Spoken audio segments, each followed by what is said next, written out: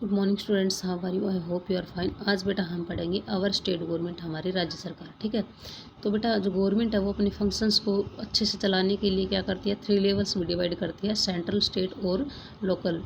अब जो हमने बेटा 6th क्लास में पंचायती राज के बारे में पढ़ा था, लोकल गवर्नमेंट के बारे में पढ़ा था, अब हम पढ़ेंगे स्टेट गवर्नमेंट के बारे में।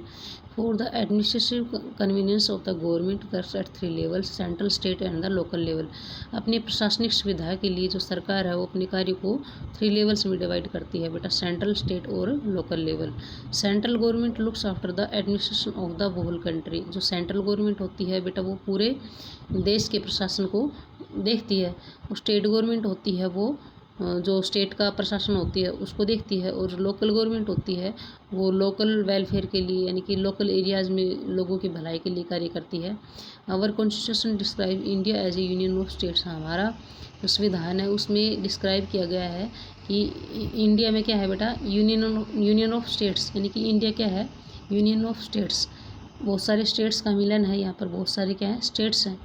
इंडिया हैज़ 20, अभी इंडिया में बेटा 28 स्टेट हैं, या 29 है, उसको कट करके 28 कर लेना, और यहाँ जो 7 है यहाँ इसको कट करके 9 कर लेना, यानी कि अब 28 स्टेट्स हैं और 9 यूनियन टेरिटरीज यानी कि केंद्र शासित प्रदेश हैं। The states are autonomous and free to manage their affairs in accordance with the provisions of the constitution।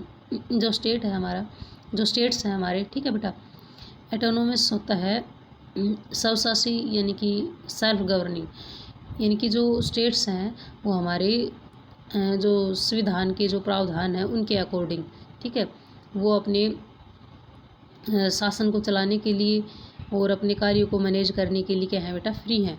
The constitution of India clearly define the structure, powers and functions of the state government. जो हमारा संविधान है बेटा, ठीक है, उसमें अच्छे से स्पष्ट रूप से डिफाइन किया हुआ है जो स्टेट गवर्नमेंट के जो स्ट्रक्चर है वे किस तरह से स्टेट गवर्नमेंट बनती है, उसकी पावर्स क्या हैं, उसके फंक्शंस, उसके कार्य क्या हैं, ये क्लियरली उसमें डिफाइन कर रखा है हमारे संविधान में, ठीक है।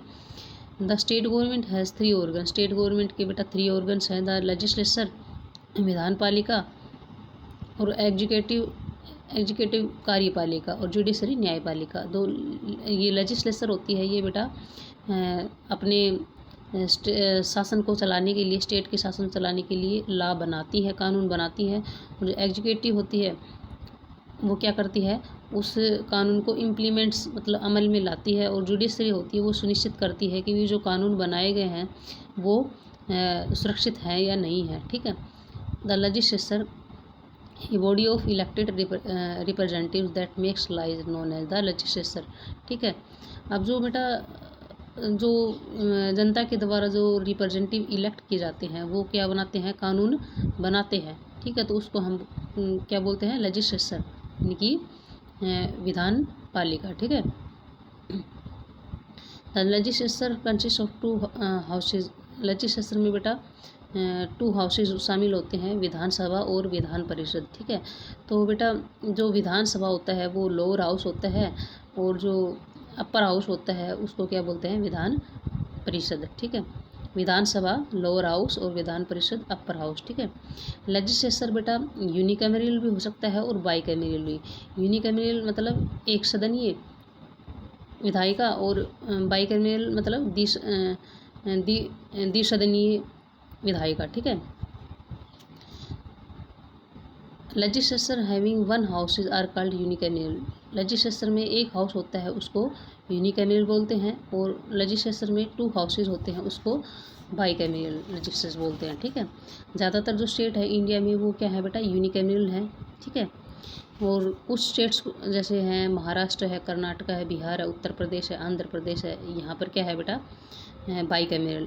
अब ये जम्मू कश्मीर है ना बेटा, जम्मू कश्मीर स्टेट नहीं है, जम्मू कश्मीर क्या बन गया है, यूनियन टेरिटरी, यानी केंद्र शासित प्रदेश बन गया है, ठीक है। अब आता है कंपोजिशन ऑफ स्टेट लेजिस्लेचर। जो स्टेट लेजिस्लेचर है वो किस तरह से बनती है बेटा, ठीक है, तो उसका कंपोजिशन के बारे में हमें बताना आपको। Every state has legislative assembly, इसको हम लेजिस्लेटिव असेंबली बोल सकते हैं और विधानसभा भी बोल सकते हैं, ठीक है।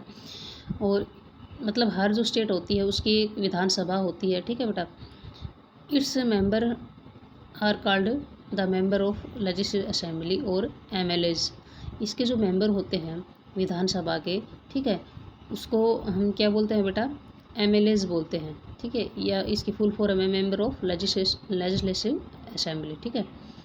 They are directly elected by the people of the state. वो जो स्टेट के जो लोग होते हैं उनके द्वारा डायरेक्टली इलेक्टेड किए जाते हैं, चुने जाते हैं।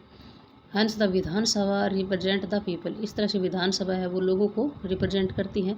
विधानसभा can be compare to Lok Sabha in the centre. Vidhan Sabha का कंपैरिजन हम कर सकते हैं बेटा, उसको कंपेयर कर सकते हैं लोकसभा से, ठीक है। जैसे विधानसभा, जैसे सेंटर में लोकसभा होती है वैसे ही स्टेट में विधानसभा होती है, यानी कि हम इस तरह से कंपेयर कर सकते हैं। अब आता है बेटा the number of members in legislative assembly depends on the population of the state. यानी कि जो विधानसभा में जो बेटा जो मेंबर होते हैं, ठीक है, वो किस पर डिपेंड करते हैं बेटा, स्टेट की पॉपुलेशन पर डिपेंड करते हैं। Each state is divided into areas called constituencies and from it constituencies one representative is elected, ठीक है। यानी कि जो स्टेट होता है बेटा उसको अलग अलग निर्वाचन क्षेत्रों में बांट दिया जाता है।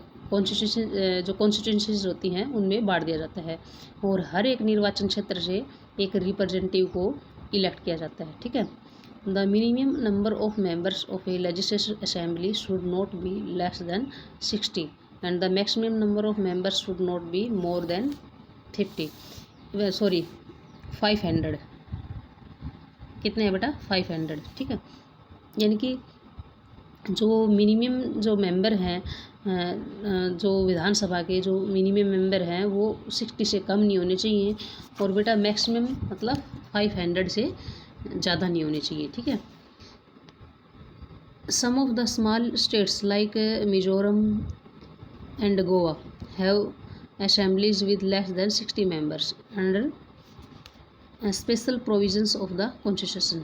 यानी कि संविधान के कुछ स्पेशल प्रावधानों के अकॉर्डिंग बेटा कुछ जो स्टेट है जैसे छोटे हैं, जैसे मिजोरम है, गोवा है, ठीक है, इनमें आपको 60 मेंबर से कम मेंबर मिलेंगे, ठीक है। The governor can nominate members of Anglo Indian community if it does not have enough members in the legislative assembly. अगर विधानसभा में पर्याप्त मेंबर नहीं होते हैं तो जो गवर्नर होता है स्टेट का, ठीक है, वो जो एंग्लो इंडियन समुदाय के जो लोग होते हैं उनके मेंबर्स को भी नॉमिनेट कर सकता है।